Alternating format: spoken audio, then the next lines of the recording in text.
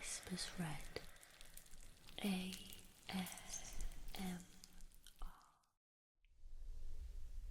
Hello there, this is Emma. Welcome to How to Make the Perfect English Toast.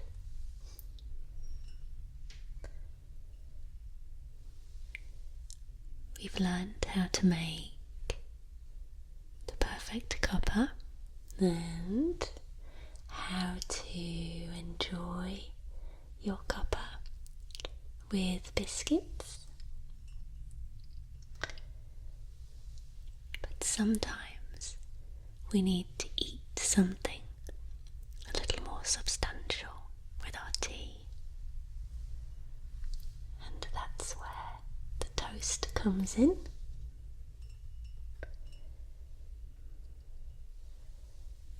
So I hope you're listening very carefully,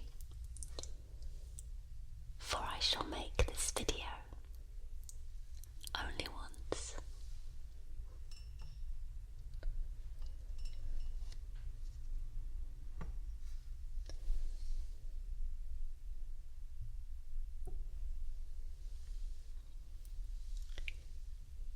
To make toast, we need butter, fresh and salty, preferably with sea salt, full fat of course, and we of course need bread. Here we have some wholemeal bread and some white bread.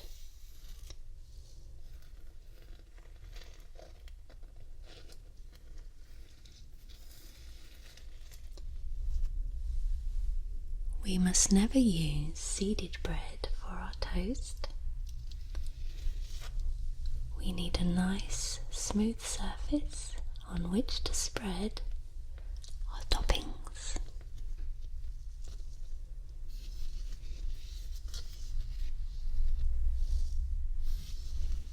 This is nice, spongy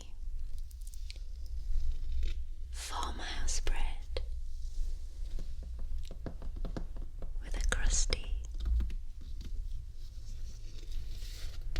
crunchy crust.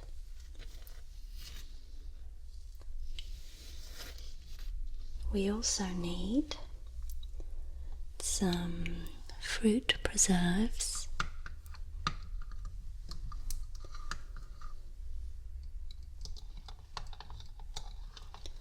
Here we have 2 English brands. This here is Tiny Dip Raspberry Jam.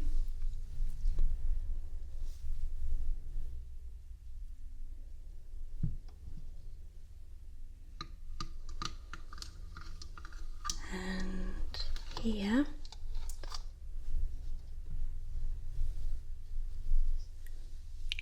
we have some marmalade.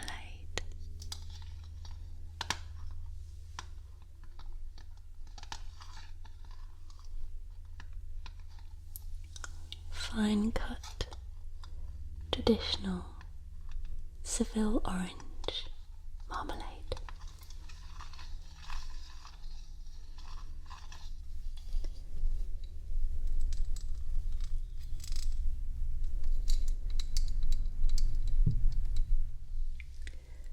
So, the first thing we must do is choose 2 slices of bread. I think today we will go for the white bread.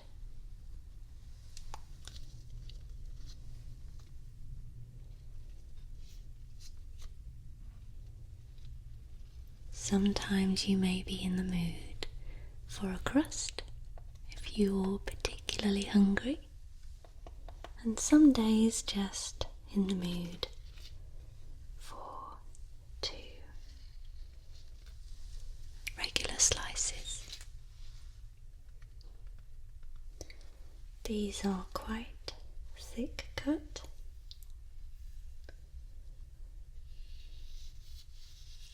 Let's not ever do anything by halves.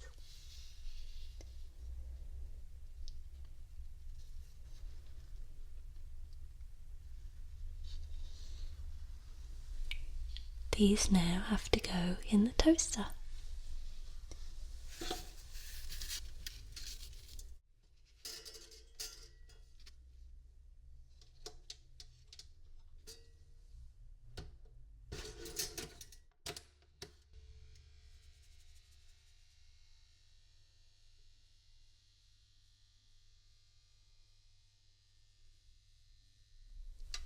Right, our bread has been in the toaster now for less than a minute, and already it's the perfect colour. The toaster is now cooling down,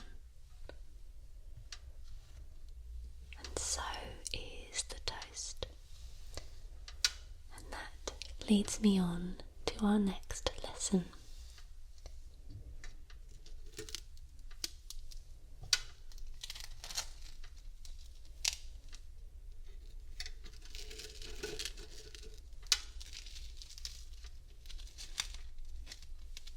Here is our toast.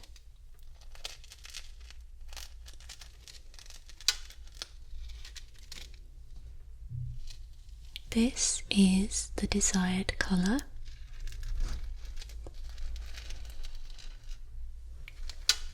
You may need to experiment with your particular machine, your toaster, to work out what setting you need it to be on. Mine is on setting 3.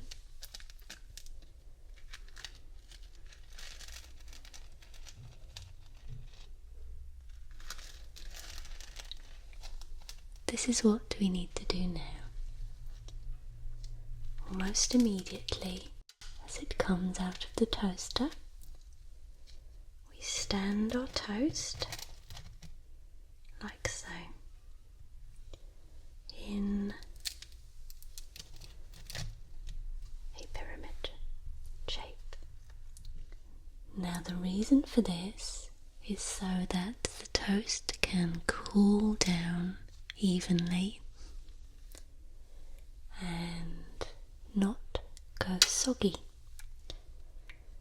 The steam from the toast on one side would make the other piece of toast soggy. So we stand them like so,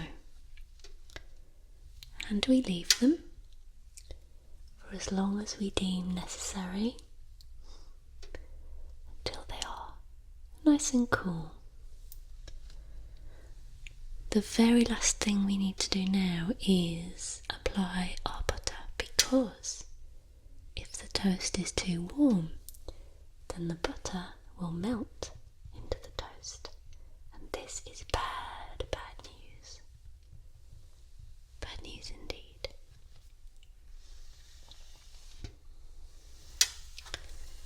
So whilst our toast is cooling down, let's take a look at the butter.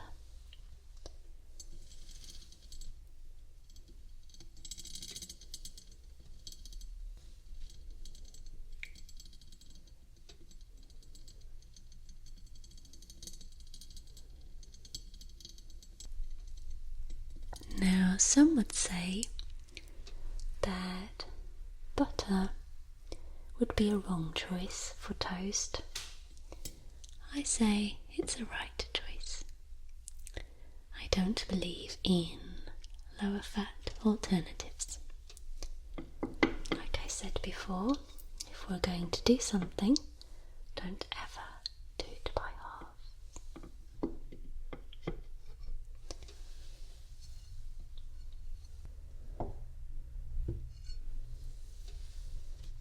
butter should be nice and soft. You can press your finger lightly into the surface. If your butter is not soft enough, you'll be here all day. And as with the tea, we don't have time to be here all day.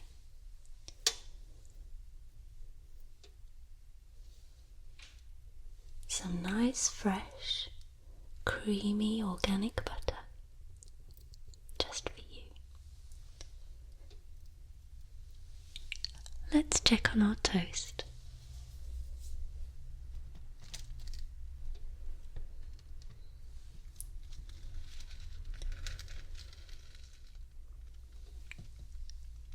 I can still feel a little warmth.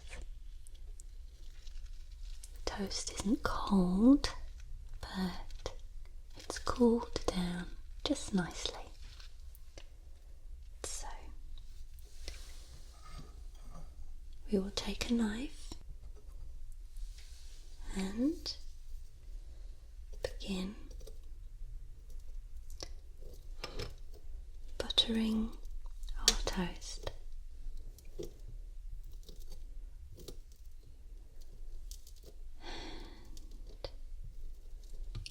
Just be able to hear the sea salt crunching under my knife. There we are. And the best way to butter toast is to start like so, directly on the edge.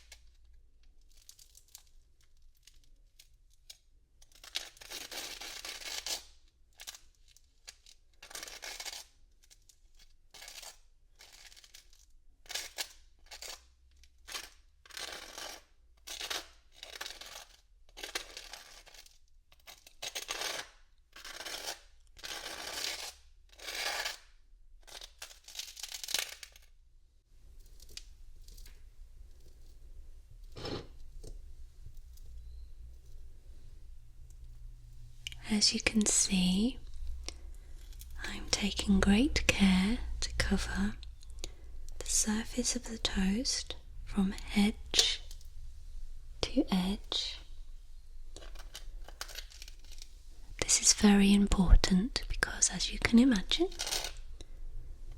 when you are eating your toast,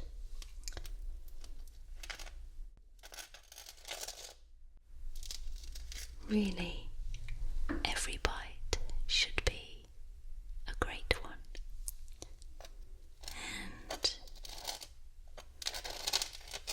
to take a bite of the edge of your toast with nothing on it, I believe, is a waste of time.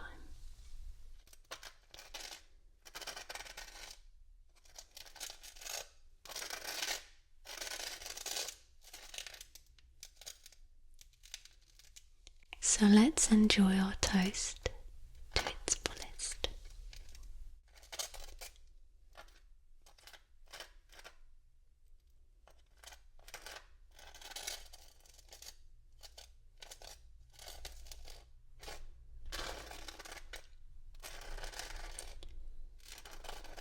Now sometimes as you're buttering your toast, if you are using a nice crusty loaf, some of the crust from the top will fall off.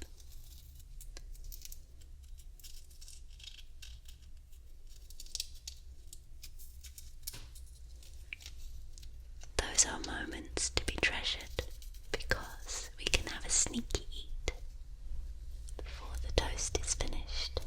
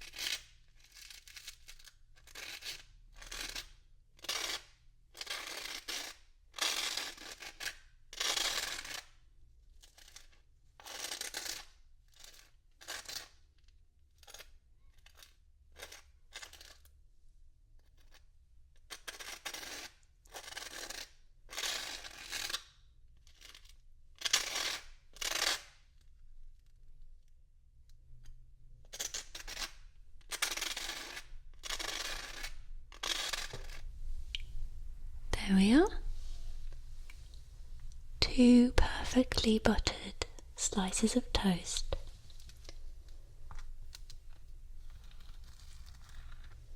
Now, very importantly next, we need to clean our knife, because we're now going to add the marmalade or the jam.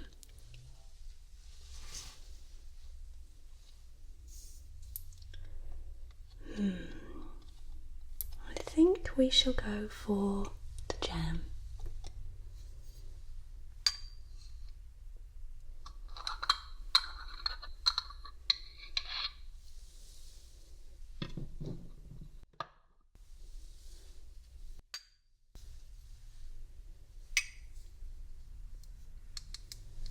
Nice fresh pot of jam.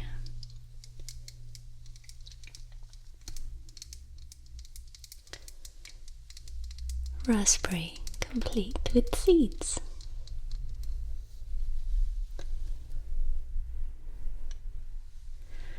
What's extremely important right now is to take just the right amount of jam out of the jar, because if we don't, then once we have used the knife to spread and it has some butter on it, we won't be able to pop it back in the jar for fear of contaminating the jar with butter.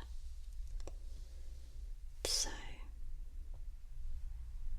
this is a practiced art and a matter of taste, but I tend to add this amount.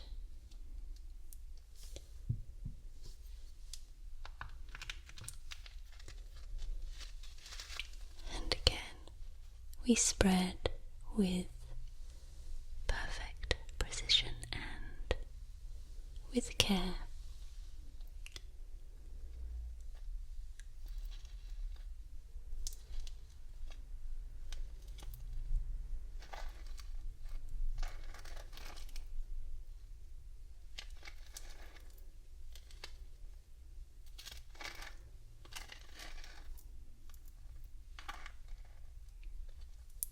I always think that if you're good at buttering toast, you'd be fantastic at plastering walls.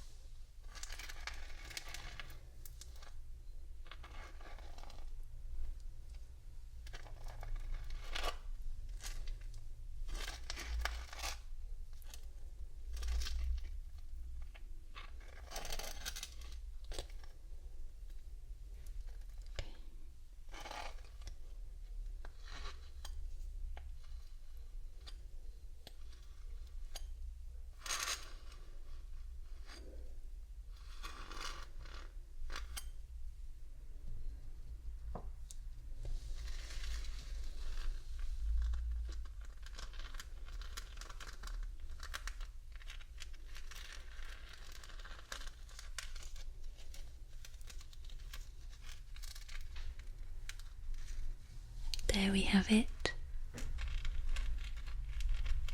The perfect English toast to go with your perfect English cuppa.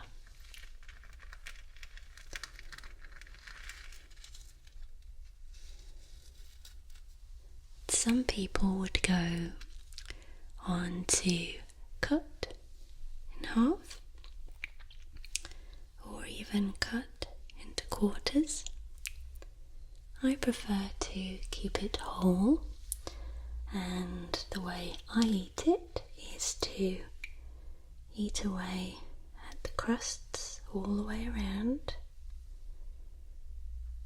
until all you're left with is the inside, and you can then peel off the top layer and roll it up and eat it separately, and then fold up the crusty base and crunch, crunch,